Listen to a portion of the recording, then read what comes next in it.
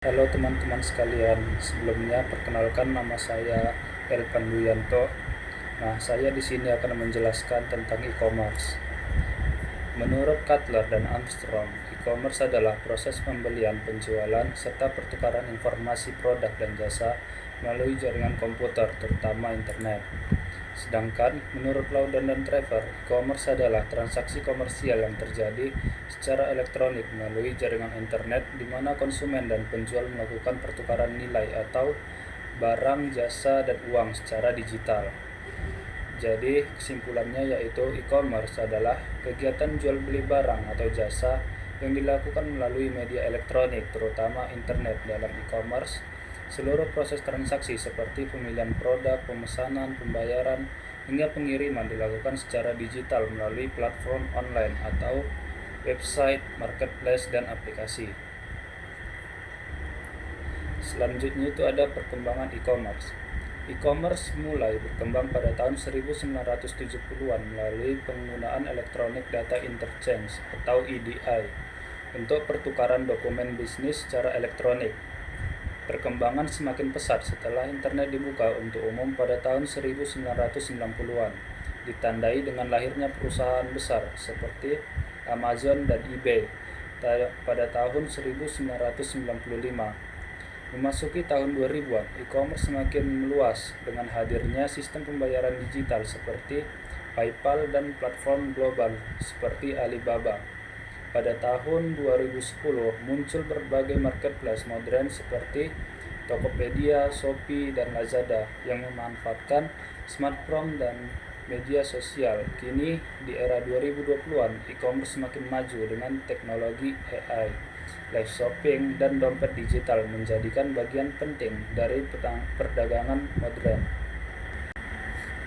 Nah, selanjutnya itu ada jenis-jenis e-commerce. Yang pertama itu ada business to customer, yang dimana transaksi antar perusahaan dengan konsumen akhir. Contohnya itu seperti Shopee, Tokopedia, dan Lazada. Yang kedua ada business to business, yaitu transaksi antar perusahaan atau bisnis. Contohnya seperti supplier grosir menjual barang ke toko retail. Yang ketiga ada customer to customer, transaksi antar konsumen secara langsung melalui platform. Contohnya jual beli di OLX, eBay, Facebook, Marketplace. Yang keempat ada customer to business, yaitu konsumen menawarkan produk atau jasa kepada perusahaan. Contohnya influencer menawarkan jasa promosi ke brand. Yang terakhir ada business to government, yaitu perusahaan menyediakan produk atau jasa untuk pemerintah secara online. Contohnya tender e-procurement pemerintah. Materi selanjutnya itu ada teknologi pendukung e-commerce. E-commerce didukung oleh berbagai teknologi penting agar proses transaksi online berjalan lancar. Internet dan website menjadi dasar utama untuk menampilkan produk dan layanan kepada konsumen. Sistem database digunakan untuk menyimpan data produk, pelanggan, dan transaksi secara aman. Teknologi payment gateway serta dompet digital seperti OVO, GoPay, dan Dana mendukung proses pembayaran online. Selain itu, keamanan digital atau SSL atau enkripsi melindungi data konsumen dari kebocoran teknologi. Logistik dan tracking memungkinkan pelacakan pengiriman barang secara real time. Nah, di era modern e-commerce juga diperkuat oleh AI atau kecerdasan buatan.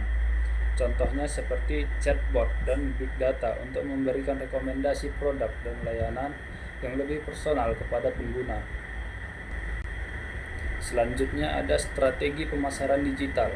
Strategi pemasaran digital dalam e-commerce bertujuan untuk menarik, mempertahankan, dan meningkatkan loyalitas konsumen melalui berbagai media online seperti penjual menggunakan teknik promosi digital seperti diskon, voucher, dan flash sale untuk menarik minat beli.